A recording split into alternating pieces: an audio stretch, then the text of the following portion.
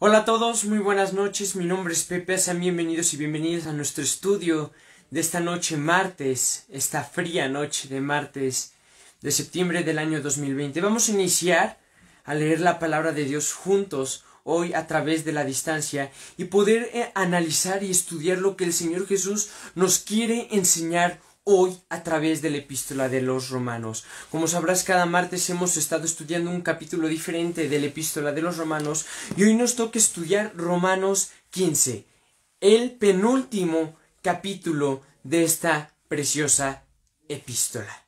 Bienvenidos. Vamos a iniciar a leer la palabra de Dios. Hoy te quiero invitar a que puedas abrir tu Biblia en la epístola de los Romanos, capítulo 15, versículos del 7 al 33. Como recordarás, la semana pasada estudiamos Romanos 14, pero como parte del mismo tema de Romanos 14 abarcaban los primeros 6 versículos de Romanos 15, también leímos esos versículos. Pero hoy vamos a iniciar Romanos 15, pero desde el versículo 7, porque aquí Pablo ya nos habla de otro tema. La palabra de Dios divide este capítulo 15 en dos secciones. La primera Pablo la titula El Evangelio a los Gentiles y la segunda Pablo la titula Pablo se propone ir a Roma. Vamos a iniciar la palabra de Dios. Versículo 7 del capítulo 15 de la epístola de Romanos. Dice la palabra de Dios: Por tanto, recibíos los unos a los otros, como también Cristo nos recibió, para gloria de Dios. Pues os digo que Cristo Jesús vino a ser siervo de la circuncisión, para mostrar la verdad de Dios, para confirmar las promesas hechas a los padres, y para que los gentiles glorifiquen a Dios por su misericordia, como está escrito: Por tanto, yo te confesaré entre los gentiles, y cantaré a tu nombre. Y otra vez dice: Alegraos, gentiles, con su pueblo. Y otra vez: alabad al Señor todos los gentiles, y magnificadle todos los pueblos. Y otra vez dice Isaías: estará la raíz de Isaí, y el que se levantará a regir los gentiles esperarán en él. Y el Dios de esperanza os llene de todo gozo y paz en el creer, para que abundéis en esperanza por el poder del Espíritu Santo.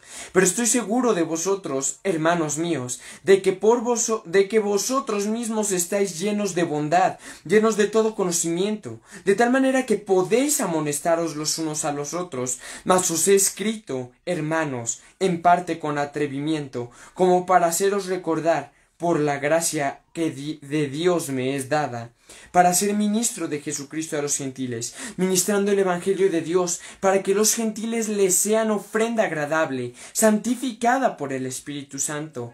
Tengo, pues, de qué gloriarme en Cristo Jesús, en lo que a Dios se refiere, porque no osaría hablar sino de lo que Cristo ha hecho por medio de mí para la obediencia de los gentiles, con la palabra y con las obras, con potencia de señales y prodigios, en el poder del Espíritu de Dios, de manera que desde Jerusalén y por los alrededores hasta Ilírico, todo lo que he llenado del Evangelio de Cristo. Y de esta manera me esforcé a predicar el Evangelio, no donde Cristo yo hubiese sido nombrado, para no edificar sobre fundamento ajeno, sino, como está escrito: aquellos a quienes nunca les fue anunciado acerca de él, verán, y los que nunca han oído de él, entenderán. Esto es lo que Pablo, por medio de la inspiración del Espíritu Santo, nos dejó escrito en la palabra de Dios en Romanos 15, del 7 al 21, que lo titula Evangelio. El Evangelio a los gentiles. Vamos a leer la segunda parte de este precioso capítulo. Pablo se propone ir a Roma, que abarca del versículo 22 al versículo 33, y dice: Por esta causa me he visto impedido muchas veces de ir a vosotros, pero ahora, no teniendo más campo en estas regiones, y deseando desde hace muchos años ir a vosotros, cuando vaya a España iré a vosotros, porque espero veros al pasar, y ser encaminado allá por vosotros, una vez que haya gozado con vosotros. Mas ahora voy a Jerusalén para ministrar a los santos, porque Macedonia y Acaya tuvieron a bien hacer una ofrenda para los pobres que hay entre los santos que están en Jerusalén, pues les pareció bueno, y son deudores a ellos, porque si los gentiles han sido hechos participantes de sus bienes espirituales, deben también ellos ministrarles de los materiales. Así que, cuando haya concluido esto y les haya entregado este fruto, pasaré entre vosotros rumbo a España, y sé que cuando vaya a vosotros llegaré con abundancia de la bendición del Evangelio de Cristo. Pero os ruego, hermanos, por nuestro Señor Jesucristo y por el amor del Espíritu, que me ayudéis orando por mí a Dios, para que sea librado de los rebeldes que están en Judea, y que la ofrenda de mi servicio a los santos en Jerusalén sea acepta, para que con gozo llegue a vosotros por la voluntad de Dios, y que sea recreado juntamente con vosotros. Y el Dios de paz sea con todos vosotros. Amén. Amén. Esto es lo que el Señor Jesucristo nos dejó escrito por medio de su siervo el apóstol Pablo en Romanos 15. Pero bueno, vamos a pasar a estudiar lo que es este capítulo. A lo mejor lo vemos un poco común o a lo mejor un poco insignificante en comparación a otros capítulos, no menospreciando la palabra de Dios ciertamente, hermanos, pero podemos ver capítulos más hermosos como el capítulo 8, como el capítulo 12, pero este capítulo es igualmente de hermoso. Y hoy quiero que juntos podamos entender en esta maravillosa noche lo que Dios quiere mostrarnos a través de su palabra en Romanos 15. Vamos a estudiar lo primero que el Señor nos dice, que es del versículo 7 y versículo 8. Dice la palabra de Dios: por tanto, recibíos los unos a los otros, como también Cristo nos recibió para gloria de Dios. Pues os digo que Cristo Jesús vino a ser siervo de la circuncisión, para mostrar la verdad de Dios, para confirmar las promesas hechas a los padres. Hermanos, es preciosa esta palabra. Dice Pablo: por tanto, recibíos unos a otros. Hermanos, qué preciosa es la unidad en Cristo Jesús. Hay veces que tenemos la dicha de conocer a hermanos en Cristo que nunca antes habíamos conocido, y muchas veces está la unidad en el Espíritu, que por eso Pablo dice: recibíos los unos a los otros. Porque a lo mejor en ese tiempo, en los tiempos de Pablo, y como actualmente lo podemos ver, hay muchos cristianos que son, ¿cómo llamarlo? Les falta hospitalidad. Los conocen a cierto hermano, pero como ese hermano no es de su iglesia, lo reciben con cierto recelo. Pero Pablo aquí nos dice de una manera muy preciosa: recibíos los unos a los otros, así como Cristo los recibió a ustedes. O sea, hermanos, no tengamos temor de recibir otros hermanos en Cristo. Si tú tienes a un hermano en Cristo a tu lado, recíbelo con amor, así como Cristo te ha recibido a ti. Hermano, esta es una base fundamental del cristianismo. Que así como Cristo ha hecho cosas maravillosas en nuestras vidas, nosotros vayamos afuera a hacer lo mismo. Por algo el Señor Jesús le dijo a sus discípulos: dad de gracia lo que de gracia recibisteis. Y más adelante dice en el versículo 8 que Cristo ha sido siervo de todos para la circuncisión, para hacer válidas las promesas hechas a los padres de la antigüedad. Hermanos, esto es hermoso porque Cristo, dice la palabra de Dios en Romanos 8, pues os digo que Cristo Jesús vino a ser siervo. Hermanos, Cristo Jesús vino a ser siervo. En ningún momento de la Escritura o de los Evangelios podemos ver cómo Cristo buscaba ser servido, o buscaba su propio bien, o buscaba su propia gloria. No, en ningún momento. ¿Que merecía gloria? Por supuesto que la merecía. ¿Que merecía ser servido? Por favor, hermanos, si Él era el Rey, Él merecía ser servido, recibir gloria, recibir poder, recibir autoridad. Pero dice la palabra de Dios que Cristo Jesús vino a ser siervo de todos. Él merecía que sus discípulos le lavaran los pies, pero Él nunca pidió que le lavaran los pies.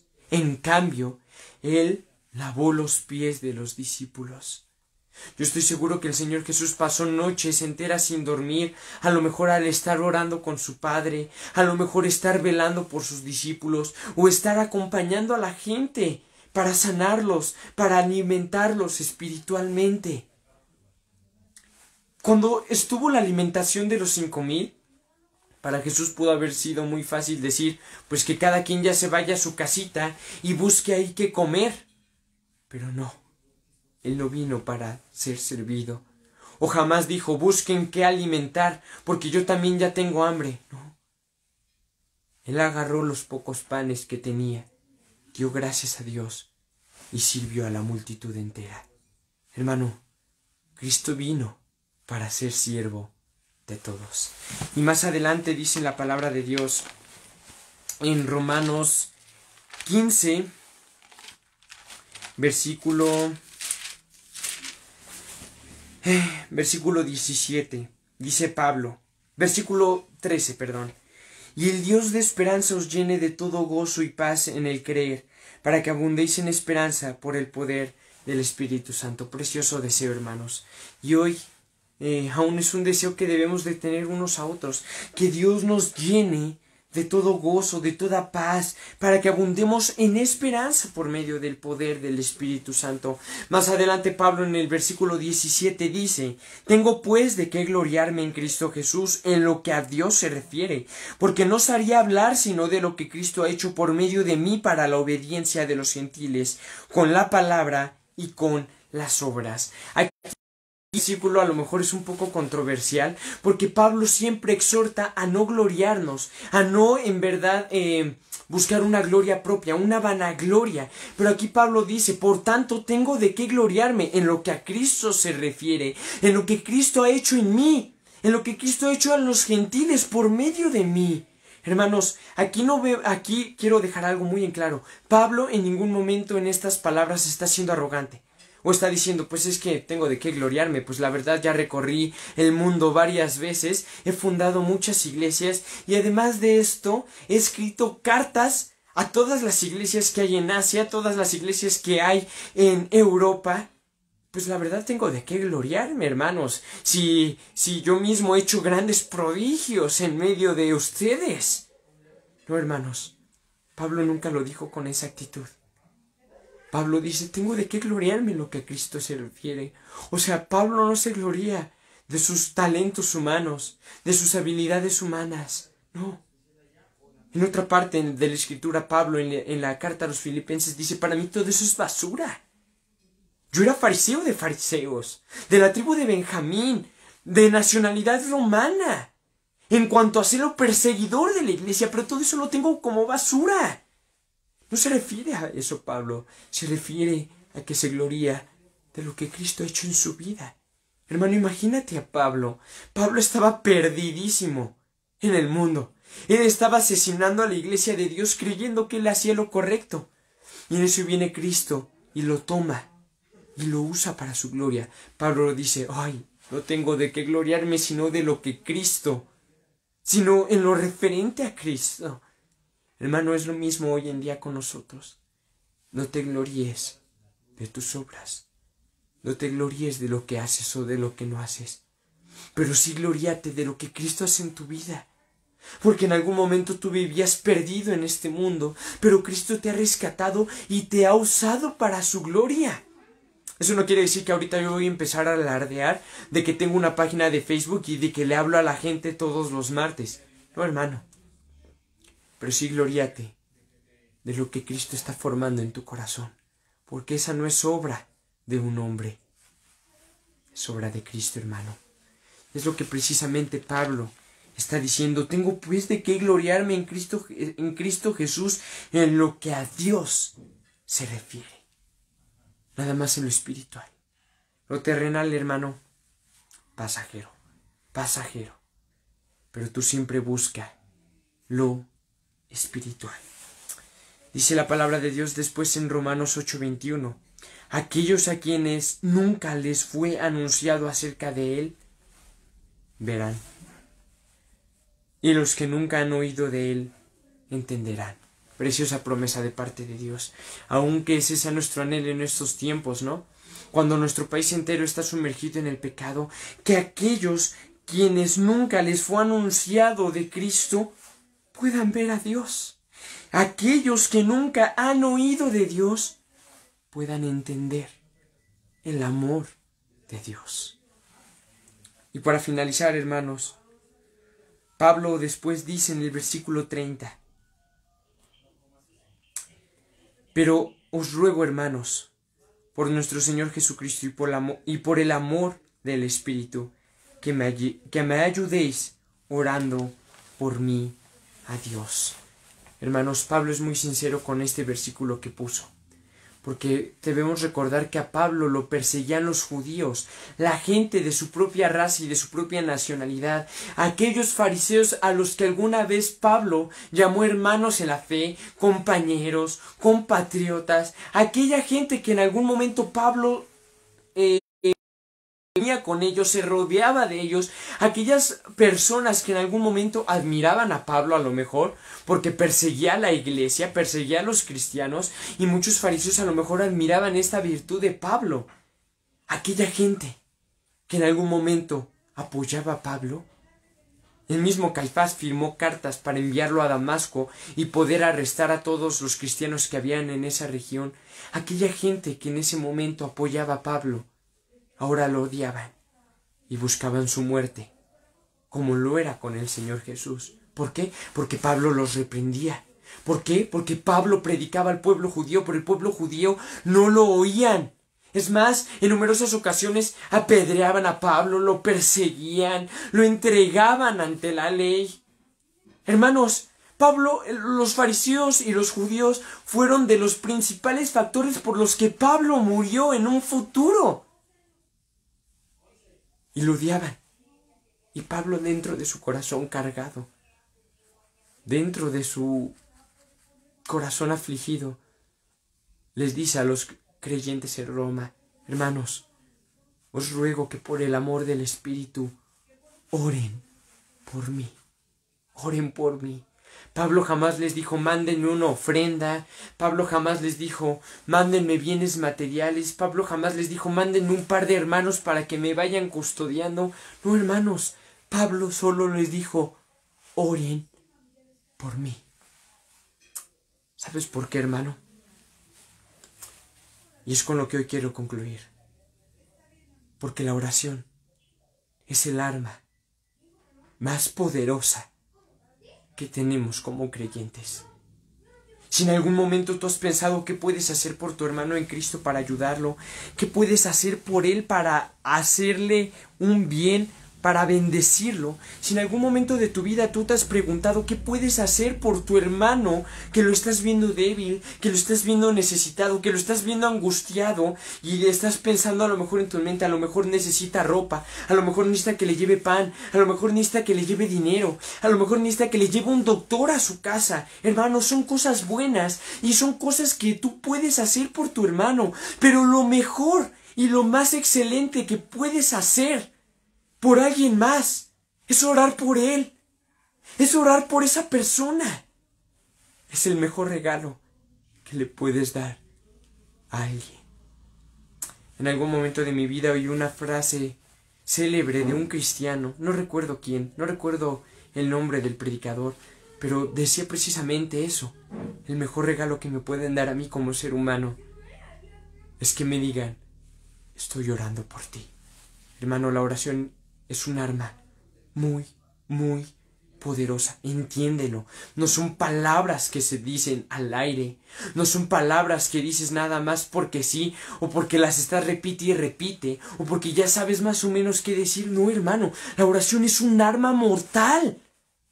Con la oración rompes cadenas. Con la oración se sanan enfermedades. Con la oración se consuelan tristezas. Hermano, la oración es el arma vital de todo ser y de todo cristiano. Si tú ves a un cristiano fracasar, te apuesto a que es porque días atrás había descuidado su vida de oración. Pero si tú ves a un cristiano firme, a pesar de sus pruebas, a pesar de su tribulación, a pesar de sus angustias, a pesar de es porque es un cristiano que se ha aprendido a mantenerse firme en la oración. tu vida de oración. Es la mayor bendición que Dios quiere darte para ti. Y es lo mayor que puedes hacer por tu hermano. Oremos unos por otros. Por eso Pablo, desde su corazón sincero, no pidió bien material. Solo dijo: hermanos, oren por mí. Oren por mí. Oren por mí. Hermanos, hoy los quiero invitar y desafiar a eso. Oremos unos por otros. Oremos por aquellos que tenemos necesidades, por aquellos que a lo mejor no tenemos necesidades, pero tenemos tentaciones. Oremos unos por otros. Oremos por nuestros enemigos. Esto es sumamente difícil, hermano. El tener que orar por aquel que te ha hecho la vida imposible. El tener que orar por aquel que te ataca, que se burla de tu fe, que te ofende, que se mete con tu vida. Hermanos, esto sin duda es una de las tareas más difíciles que hay en la historia. Pero hermanos, oremos aún también por nuestros enemigos. El Señor Jesús lo mandó. Y no tengas miedo. El orar no es algo que se aprende. Hermano, yo llevo un par de años como cristiano y aún hoy en día te puedo decir, no sé orar. No creo que exista persona, sinceramente, no creo que exista persona en la tierra que sepa orar. Porque el orar no es algo que se enseña con pasos o con alguna fórmula. No, hermano. Dice el Señor Jesús, cierra la puerta de tu habitación y ora a tu Padre que esté en lo secreto. Y tu Padre que te oye y que te ve en lo secreto, te recompensará en público. Dios los bendiga mucho, hermanos. Estamos aquí para servirles y espero que les haya sido de bendición la lectura de la palabra de Dios de Romanos 15. Oremos juntos, unos por otros.